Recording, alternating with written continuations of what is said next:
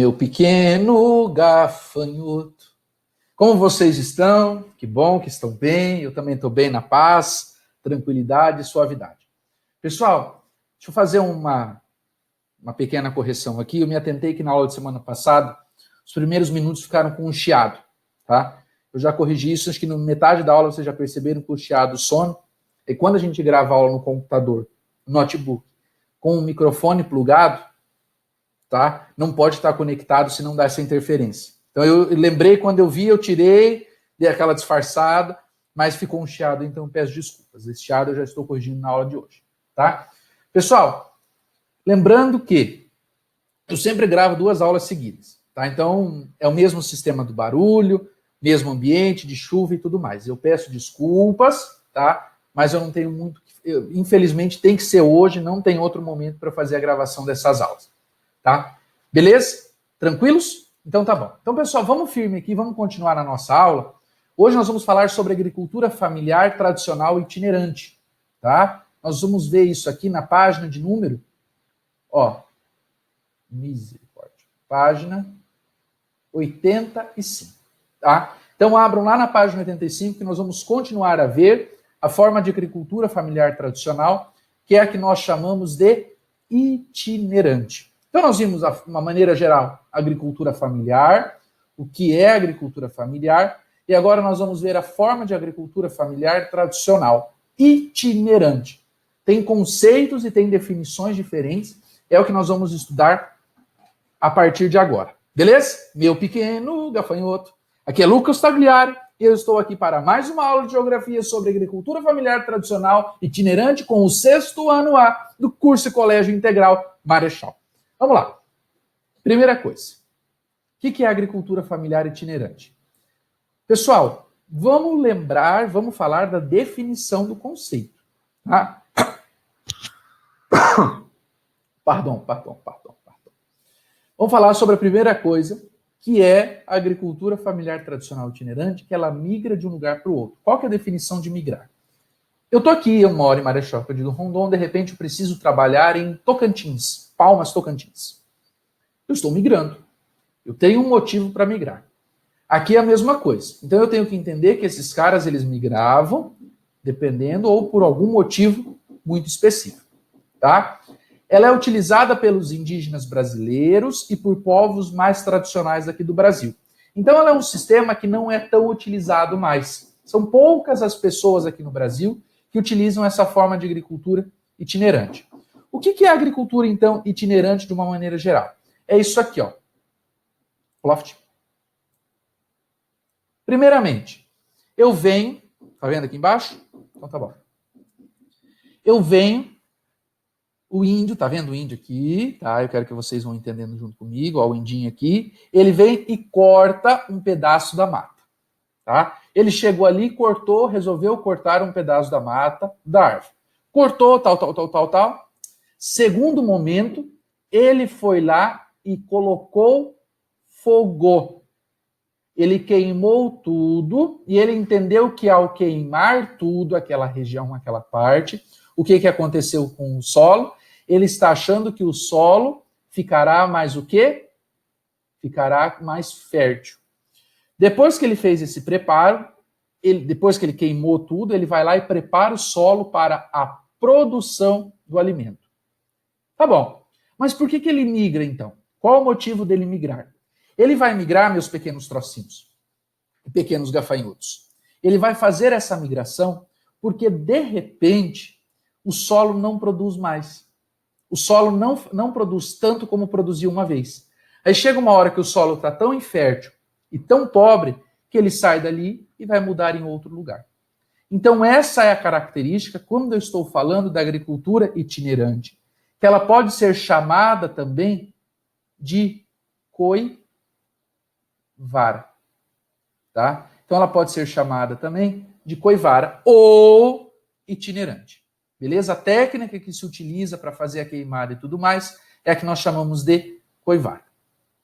E aqui eu tenho um exemplo.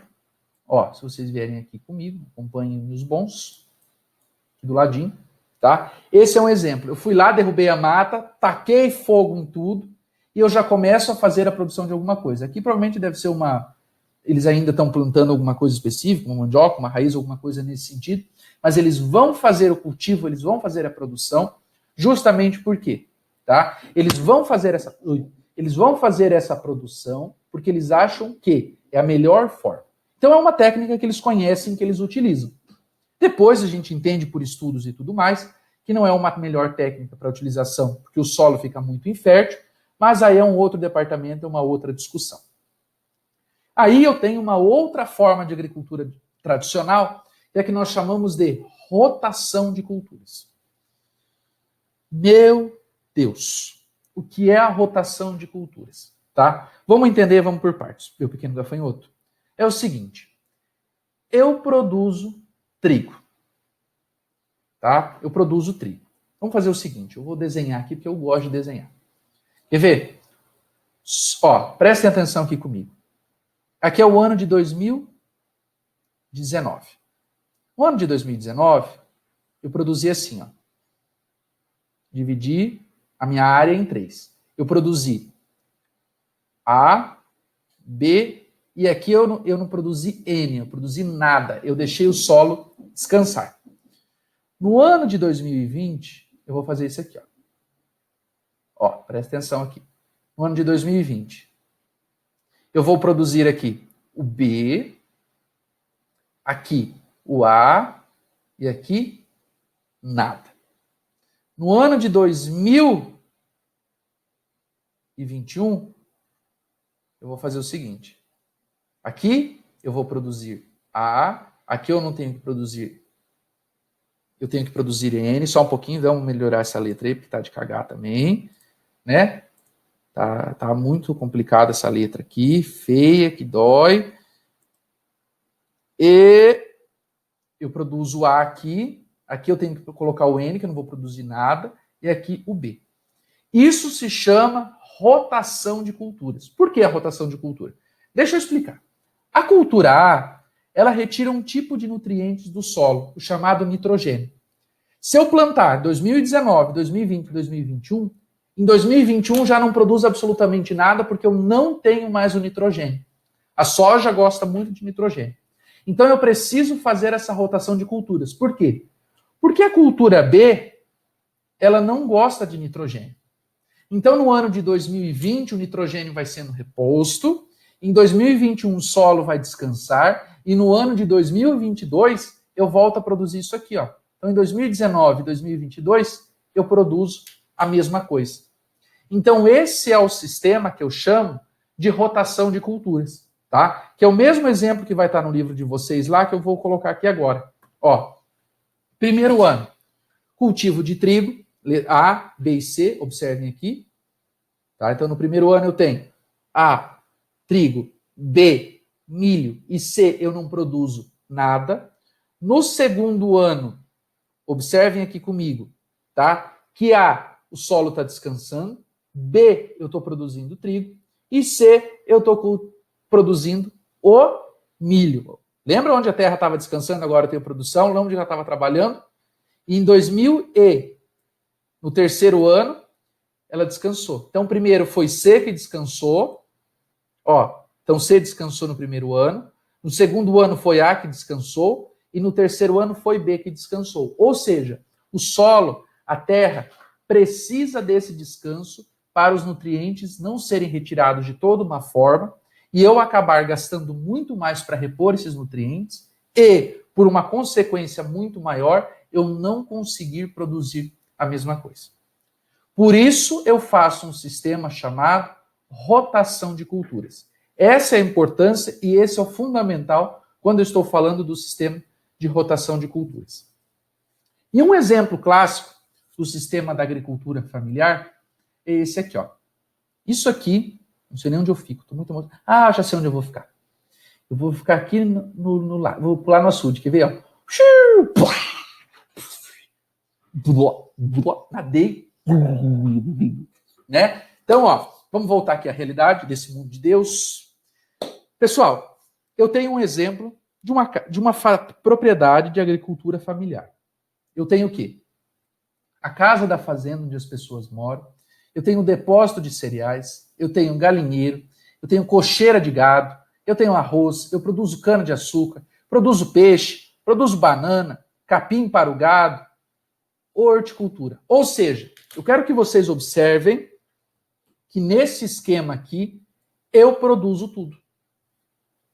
A agricultura familiar, ela produz de tudo um pouco. Primeiro, para a sua subsistência, ou seja, o que é subsistência? Produzir para o meu consumo próprio, e o que sobra, eu vendo. Ou seja, todo mundo aqui produz primeiro para eles. Sobrou, eu vou até a feira que eu comentei da semana passada e vendo o produto que sobrou. Tá? Então, essa é a característica. Por exemplo, na agricultura, eu tenho aqui, qual que é a minha principal fonte de renda? De todas essas, o que eu mais ganho dinheiro? Eu mais ganho dinheiro com a horticultura. Então, esse aqui é o meu principal sustento. Os outros, tá, são subsidiários, são depois, são inferiores, não deixam de ser importantes. Os mais importantes são o quê? São esses que nós estamos, que é a horticultura, que é o que me dá mais dinheiro, que é sustento para minha família. Mas, de uma maneira geral, todos esses são importantes. Esse é um clássico exemplo da agricultura familiar. Não é uma propriedade grande, é uma propriedade pequena, mas que eu produzo de tudo um pouco. Beleza? Na semana que vem nós vamos ver o outro modelo de agricultura, que é um chamado agronegócio de exportação.